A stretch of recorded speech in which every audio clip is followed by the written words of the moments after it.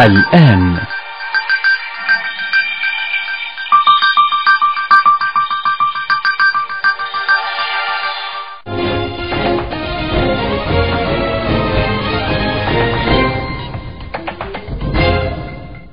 Good evening, ladies and gentlemen. Welcome to our Misad Bulletin, and we shall start with our headlines. Egypt's president heads to Paris for first meeting with his French counterpart. Japanese Prime Minister Abe wins big in national elections. And moving on to our details, starting with the Syrian profile. The bodies of at least 67 Syrian civilians, many summarily killed by the Islamic State group, have been discovered in a central town in Syria, retaken from IS by government troops over the weekend.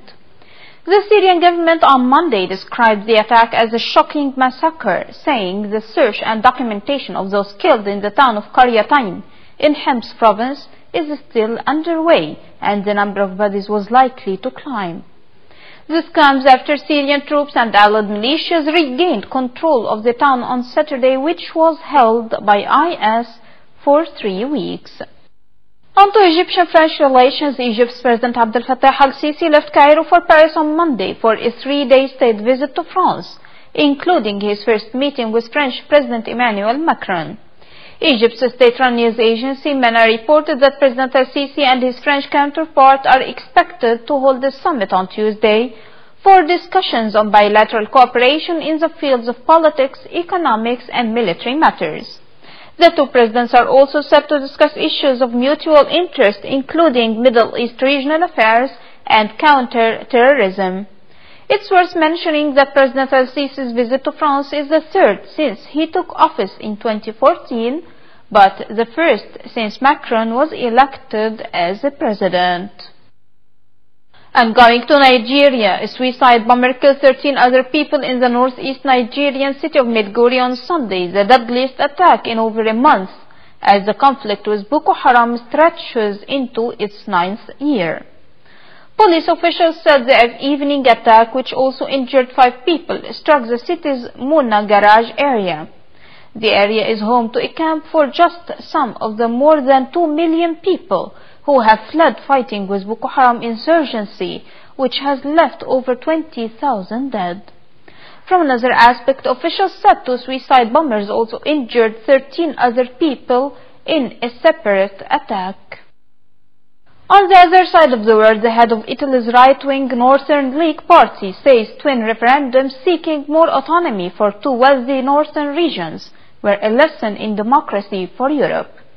Matteo Salvini said on Monday that the 5.5 million citizens in Lombardy and Veneto who voted for greater autonomy in the Sunday referendums are triggering a reform process from the bottom in a bid for greater self-determination. It's worth mentioning that the 2 wealthy Northern League-governed regions, which make up 30% of Italy's GDP, are seeking more control over their tax revenues and more say over such policies as immigration, security, education, and the environment. On another side, Japan's leader has scored a major victory in national elections that returned his ruling coalition to power. Japanese media said on Monday that Prime Minister Shinzo Abe's Liberal Democratic Party and the small coalition partner had together secured at least 312 seats in the 465-seat lower house of parliament, passing the 310 barrier for a 2/3 majority. But 4 seats remained undecided. From another perspective, Abe said the results indicate that voters support his policies and want to see his political leadership continue. Meanwhile, another new party, the Constitutional Democratic Party of Japan, won 54 seats and looks to be the biggest opposition grouping. Meanwhile, Japan's defense minister asserted on Monday that North Korea's nuclear and ballistic missile capabilities have grown to an unprecedented, critical, and imminent level.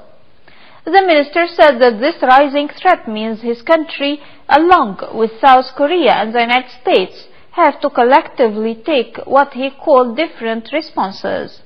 His comments came at the outset of a meeting in the Philippines with his American and South Korean counterparts. From another perspective, the U.S. Defense Secretary said North Korea's provocations threaten regional and global security, while South Korea's defense minister said that North Korea's behavior is becoming worse and worse.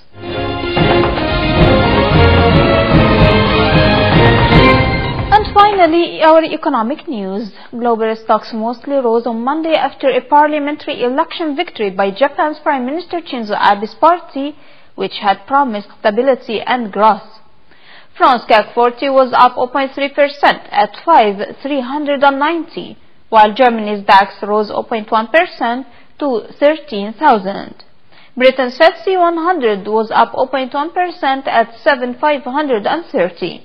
Though futures were 0.1% higher and the S&P 500 futures were flat. Japan's benchmark Nikkei 225 gained 1.1% to close at 21,696.65, and the Shanghai Composite inched up nearly 0.1% to 380.70.